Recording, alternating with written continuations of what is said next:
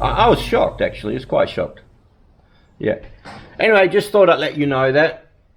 It'll probably make a noticeable difference in your power. I have removed the tail shafts. The tail shafts are gone. I managed to get those out. I actually brought some ratchet spanners, King Chrome, and these were 5/16 from memory, and they were really, really tight. And all they had was ratchet spanners that size. Well, they had them separate, but they were so expensive. I wanted to buy a set, and all they had was ratchet. And I said to the people, I said, are they strong? Because I had a tiny little spanner with a ratchet parts inside. And they said, yeah, I use them all the time. And I'm like, So I again went against my instinct and brought these ratchet spanners. And I thought if they snap, a lifetime, you know, so I just get a new one. You know, they just swap it over, no problem. But this tiny little spanner, and I'm hanging onto it for dear life. And then it slowly starts, I'm like, wow. I honestly didn't, I was waiting for it to go ka-snap, ka-pop, but no, it unbolted the tail shafts, this tiny little spinner. So, I was proven wrong this time. My instincts were wrong. I was sure they were going to break, but they didn't. So, next is the gearbox exhaust. Probably exhaust first, get the exhaust out of the way. Right, that's all welded, so I'm not sure where there's a good place to cut. See, even there's a clamp here, but that's just to hold that, kind of.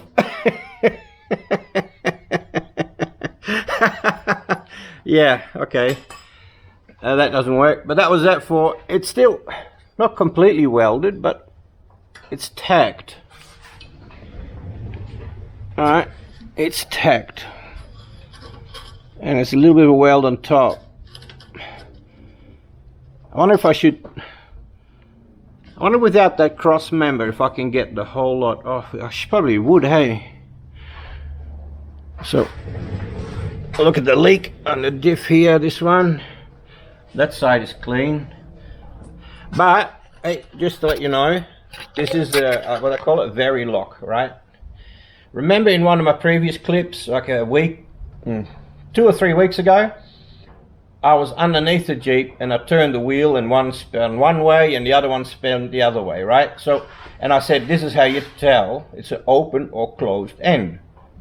Well, we know now, I know now, these are the correct diffs in this vehicle. Because, go forward, they spin the same, right? They spin in the same direction. Yeah. So, alright, you can't really see both, but I guarantee you they're spinning in the same direction. Even the front, I believe. Yeah, here we go. Yeah, so these are what they call, there's 2 types, I think. These are Verilok, I believe. That's why this one is so much better in the sand than the overland. And I think the reason is that they've removed the Verilok diffs out of the overland before I brought it. And they put open end diffs in it because there's lots of silicon and crap around it, so they've definitely been swapped over. And that's probably why it's chewed out, because what a lot of people do is they leave the pinion, they use the same pinion if the gears are the same, and they swap the crowns without them being matched or lined up, right? And because they're taking out, they don't care about the donor vehicle, so they just slop them back in and they don't do any shimming or adjusting. That is probably why the back, and possibly even the front, on the overland is so sloppy. because I just did a crown, the Verilok swap, and left the pinion in there and just swapped over the crown wheel and Verilok center. So that is probably why that one's so bad. I mean, it's still going, but yeah, you know, as long as it goes, it goes. I'll deal with it when it breaks. I just want to play with this. Is that wrong? I just want to play with this one. So yeah, I want to take the gearbox out and the exhaust and get rid of take the tank out, because I'm going to replace the tank, do a tank tuck. Another thing I was thinking the other day, right, like, I know you 4-wheel drive guys, you want everything to be high. I understand that you want everything high, right? But in my case, you know, height is not super important. You know, I could drop the radiator support down, right? And why would you do that, you say? Yeah, I understand why you would say that. Why would you do that? Because I'm thinking about it, because I could possibly have the intercooler in the front, right? Have 2 separate intercoolers and then have them merge and go over the top of the radiator into the intake manifold. So when you pop the bonnet, the 2 outlets coming from the intercoolers coming straight out over the top into the intake manifold above the radiator. That would be cool. So, but then I'll probably have to drop at least probably a 4-inch drop on the radiator to do that. So who is in favor of that? Because you get that beautiful look under the bonnet where the pipes come out from the front. You know, they come out over the front and they go straight into the intake manifold. Or, you know, have all the plumbing go around the radiator. What would you do? I mean, this is not a rock crawler, people, okay? This is not going to be a rock crawler. You don't need this sort of power for a rock crawler. You just need low gearing and big tires for a rock crawler. The most I'll probably be doing is gravel roads and sand dunes. You know, so dropping the radiator support is not going to be a big deal, because, you know, it's so much higher than the diff still. So let me think about it, and I want you guys to please think about it, and let me know what you think. Would you drop the radiator to make the plumbing in the engine bay easier? Simple.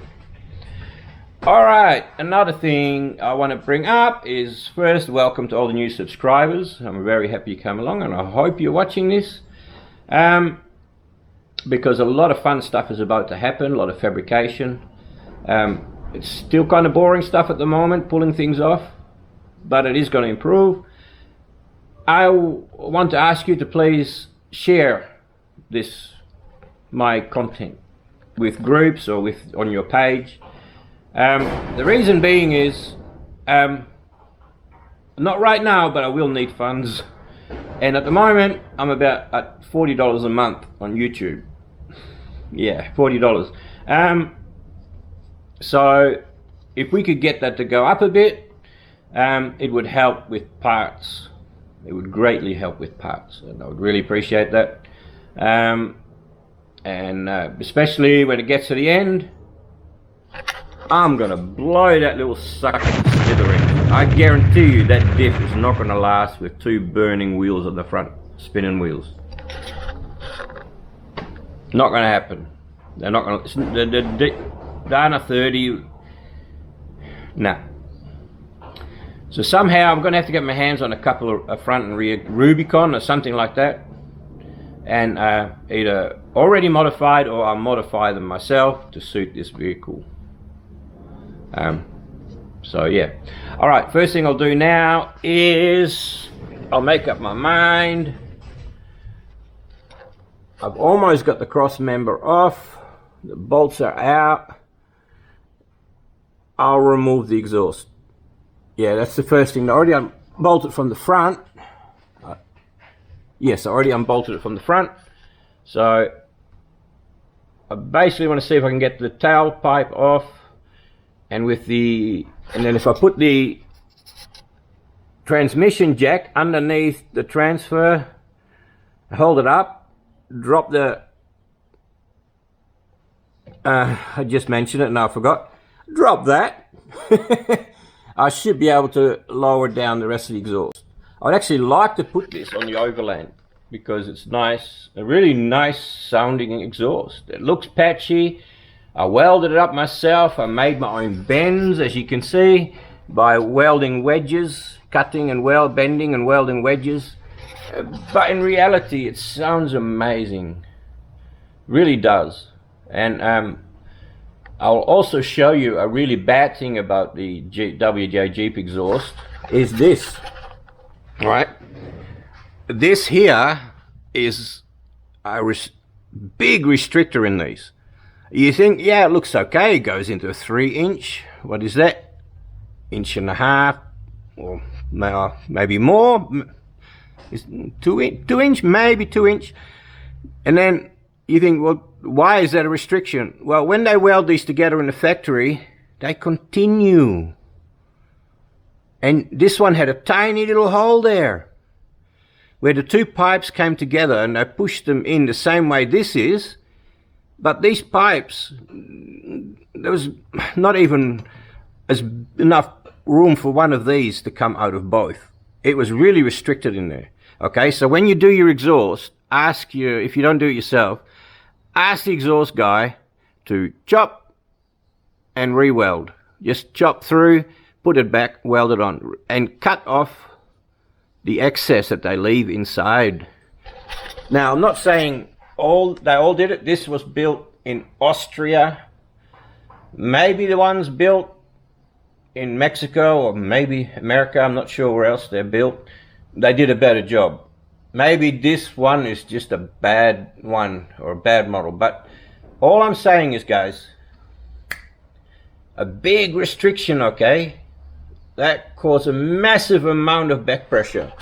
When the exhaust comes from here and it comes from there, right, and they hit each other, that is a huge restriction. So maybe that's why this exhaust sounds so good, because they got rid of that restriction. Just a tip. I've seen two now like that, so be aware of it, please. Because basically there's no point having a 3-inch exhaust if you've only got a 2-inch feeding into it. Pointless. Yeah, so mine's basically butted up.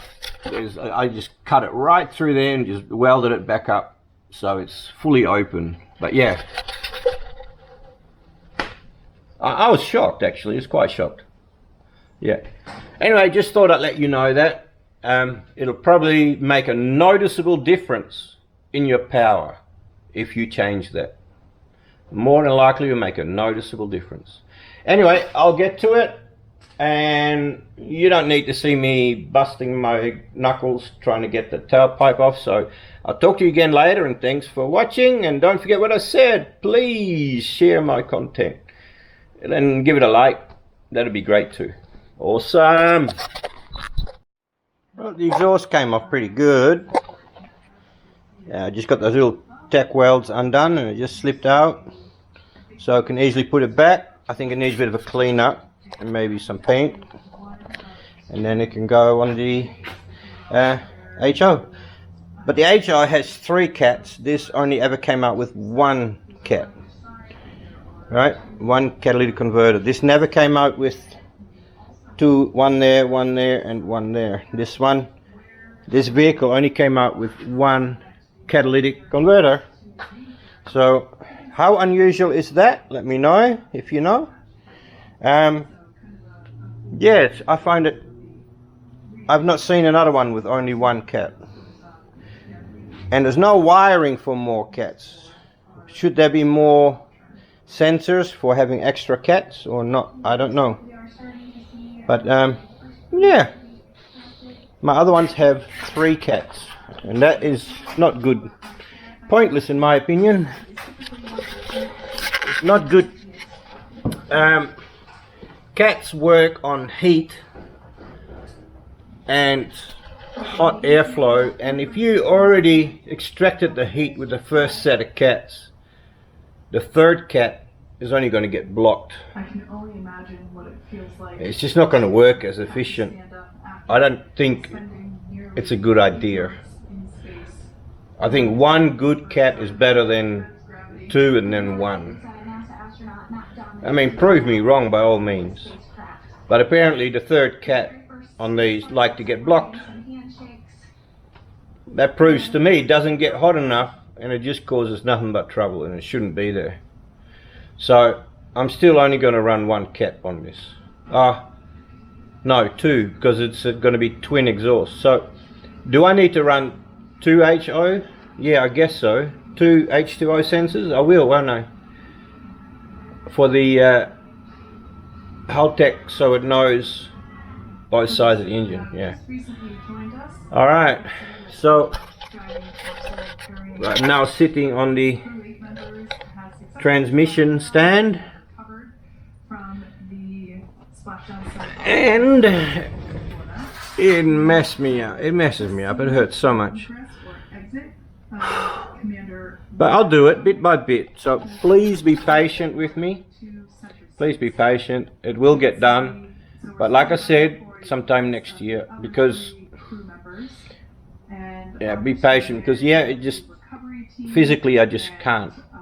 I can't put a whole day's work into this. I'm not able to. Alright, so yeah. That's a lot of heat shielding, isn't it?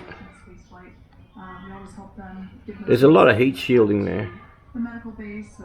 A lot of heat shielding.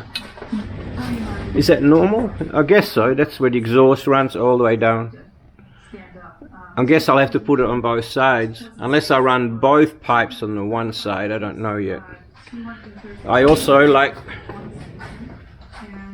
Yeah, there's not much room for turbos down here either, really. There really isn't much room for turbos down here at the bottom. I was thinking that maybe down here somewhere. Oh, well, the gearbox is a bit smaller. But I don't think so. I don't think there's any room to put a turbo here. That's the battery cable. I need to do a better job of that. That runs from the back of the vehicle, the battery. I reckon the rocker covers on this one are leaking too. It's such a common problem with these, the rocker cover. Because of the hydraulic lift rockers. If you go a few episodes back, I changed the rockers, and the new rockers have much smaller oil hole. They don't allow as much oil through, and yeah, and also just by putting them on, your oil pressure goes up. So yeah, they really need that. There's too much oil going to the rocker cover. Alright, there's way too much oil going to the rocker gear, to the valve train, and way more than needed. And it blows actually when the camshaft spins at thousands of times per minute, it becomes like a tornado in there, and it blows the seals out. So yeah, 100% upgrade to the good new rockers with the small weeping holes. Big difference. Alright, well, I've got to disconnect the gear linkages.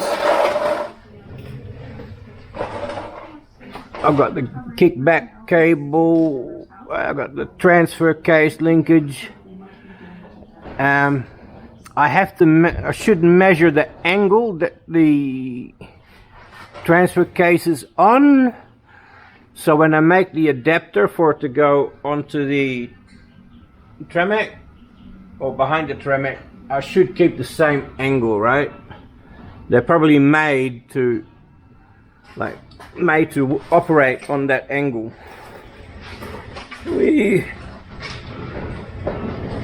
Let me show you what I mean.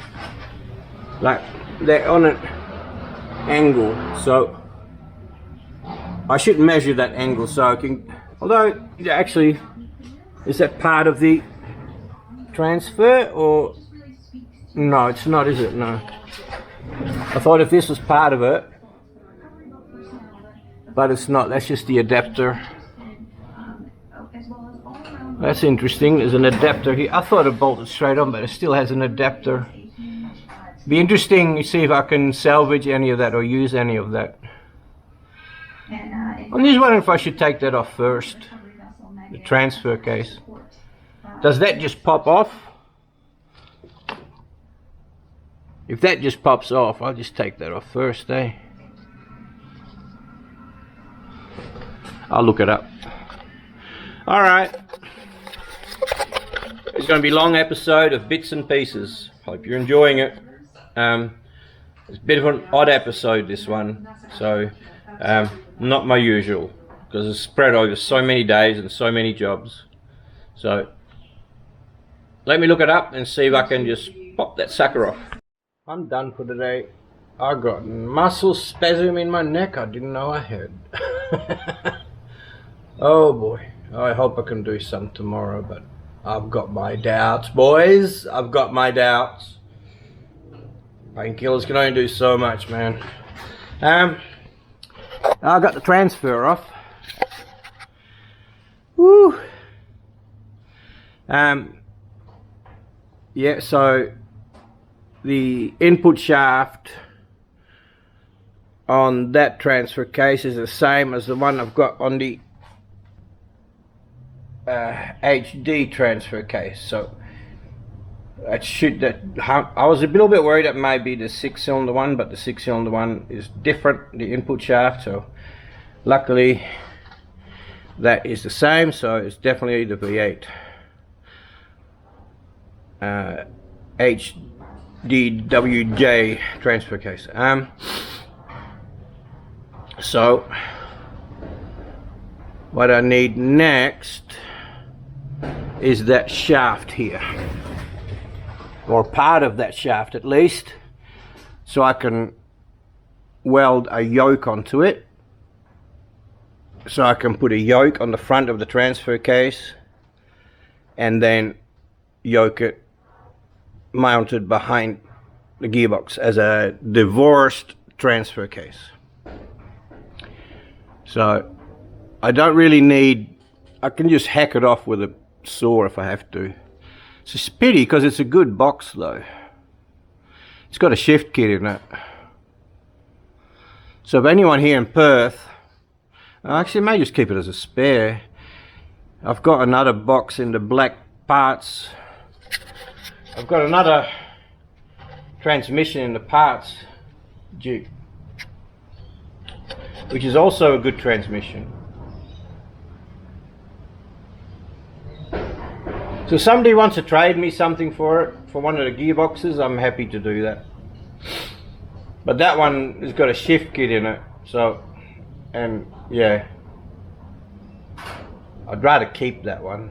But if they've got something worth trading, then okay, so be it. I can always kit the other one too, you know, a Transgo kit. That was a nice box. I never had any problems with it. So, yeah.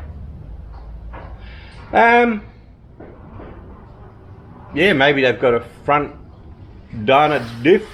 Yeah, for Dana, was it 44? Maybe a gearbox plus some cash, maybe. I don't know. It's up to you.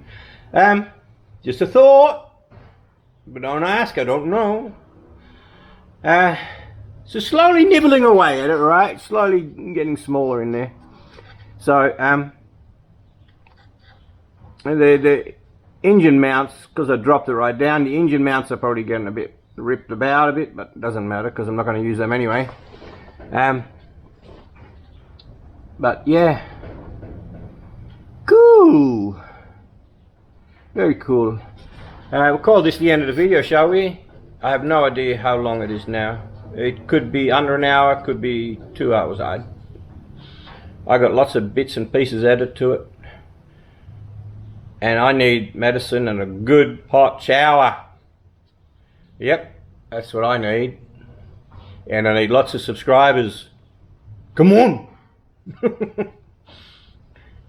Get your mates, get your friends, get your family. Subscribe, like. I need it desperately. Before I run out of money. I'm kind of hoping that YouTube is my safety net for this project. That there'll be enough people interested in this project that it'll help out financially. A little bit, at least. Please. Yeah, so that's actually quite a small shaft, isn't it? To take all that power, but yet the transfer case can handle it. That's the same transfer case that goes in H1s, so must be good, strong enough to handle that sort of power. What is it, 1485 newton meters of torque that the HD can handle. So yeah, I'm not opening it up. I was thinking maybe I can open that one up and open this one up and compare the chains, because that's the biggest thing apparently, the chain. But just carrying it, that's a lot lighter. That's a lot lighter than the HD. I can tell that's a big difference in weight. They have to be at least 5 kilos in it or more, maybe 10 kilos. That's not. I was shocked actually. I was here with the trolley and I had the crate on the trolley, and I'm thinking, okay, we'll slowly jitter it back, and we had it on blocks of wood on top of the crate, and then I slowly moved out the wood to lower it down, and all of a sudden I realized I was carrying it. And I'm like, oh boy, this isn't gonna go too well on my back. And I'm like, so I just basically just lowered it really fast. I didn't drop it, I just lowered it really fast. After that, yeah. So, but it's wonderful. I'm getting somewhere, and these is the hardest jobs for me, because the new gearbox and transfer case are going to be separate.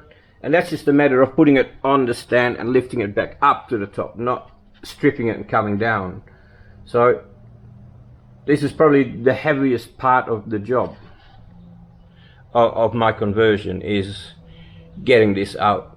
And now that the gearbox is smaller, I actually started taking it off here, but then I realized that'll probably piss out a whole heap of oil. And then I realized it's probably easy to do it there. And then I sure saw the output shaft, and I thought, oh, there's a seal on that. So I knew there'd be a seal up there. And I thought, no, we're gonna take it off at that place instead. I didn't want oil gushing out everywhere. So I'm glad I did that. I'm glad I realized that in time. You can see it's already weeping a little bit. A bit of oil is weeping out. Anyway, I'll stop flapping my gums. And hopefully next week we'll hear from Applied Automotive, the performance specialists, and have some idea of cost and time, how much time it's going to take to get a V8 up to racing specs, a block. Because it's not a normal rebuild, right? So apparently it's going to take a while to get the sleeves from America, etc., etc., and then to machine the bores and then press fit the sleeves. And I'm really hoping that I'm going to ask them if I can film some of that, because what they'll do is they'll possibly heat the block, but they'll probably use like liquid nitrogen or dry ice to freeze the sleeves and before they put them in. And that's interesting. I'd like you guys to see it. I would like to see it in person. And hopefully they will let me film that, some of the process of the engine work, and maybe even some of the head work if they allow me. Okay, I'll try for you guys to film it and put it on my channel. That would be awesome. So yeah, we're basically replacing the bores that are now just cast iron with a high grade, high zinc metal racing sleeves. So that'd be a great thing to see, wouldn't it? I hope so. I hope to be able to show you that. So that would be awesome. Been down to Quick Shift. You know, you look up Quick Shift on YouTube. WTF Auto, been to Tristan, and I showed him the stock head gasket, which is like a tri-layer, which is like metal with a gasket on the top and the bottom, and he had a good look at it, and he seems to think it'll be fine for boost. So, well, if not, if we blow it, we blow it, you know. But yeah, he seemed to think it'll be fine. So let's hope that will be the case too. Of course, he can't guarantee it. No one could, because not done before. But to be honest, you don't hear too many of these getting blown head gaskets. You really don't. You don't hear people complaining they've got. It's always dropped valve seats or a popped rocker, which is usually because of the valve seat, which is usually a precursor to really bad hydraulic lifters, lash adjusters, or right, the valve seat. You know, because what happens is the valve seat comes down, keeps the valve open a bit more, which puts a massive gap at the top, which leaves room for the rocker to come off. So if you are popping rockers, measure that valve height, because you may be about to lose your engine. You are still able to catch the destruction of that engine in time if a rocker pops off. All right, that could be a precursor to a valve seat dropping. I saw it in the HO that had a dropped valve, which I thought may be the only problem the engine had, right? But it was the second valve seat that was about to come out, and that's the rocker that had that come off. All right, so it's a precursor to a valve seat or a really bad hydraulic lifter, but which is also possible. But beware, if your rockers pop off, you could have loose valve seats. Warning, warning, warning. Yeah, maybe I'll make that the title, warning, so that people click on it, because people do. They click on stuff like that. Yeah, I think I've already talked about that. I double say a lot of stuff, but not always everyone is watching. It's always different people, I think. So anyway, I'm going to go load this onto the computer, and while it's doing that, I'll have a shower, a shit shower and a shave, and I'll feel fantastic, and I'll edit this clip for Friday night upload. Thanks for watching. If you're still here, I appreciate you, and I hope everything is well with you, and if not, let me know and I'll pray to God for you, because he's in my heart. And yeah, it's the best feeling. The Holy Spirit is like, well, like a drug, really. It's amazing. Anyway, if you want to find that out, you know how to do it. It's amazing. Anyway, I'll catch you later. Take care. Well, here it is. The slush box. Whew.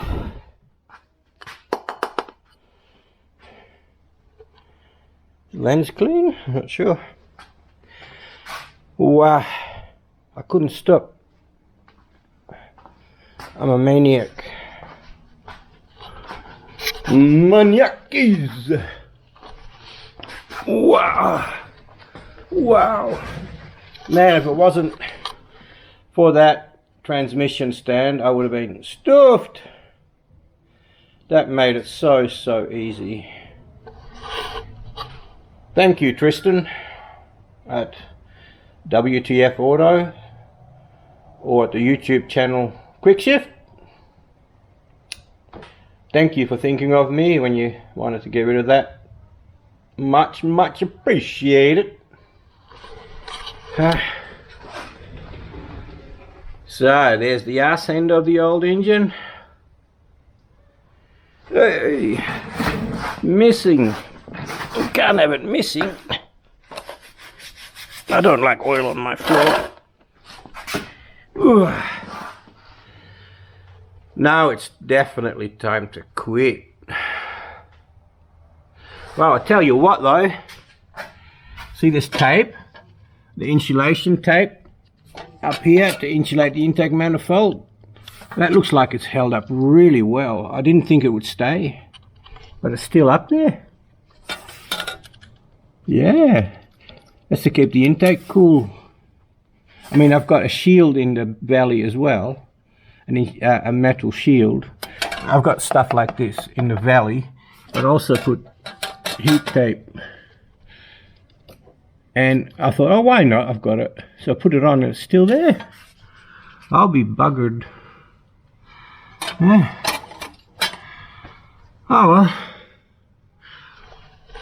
Now I'm calling it a night. Bye-bye.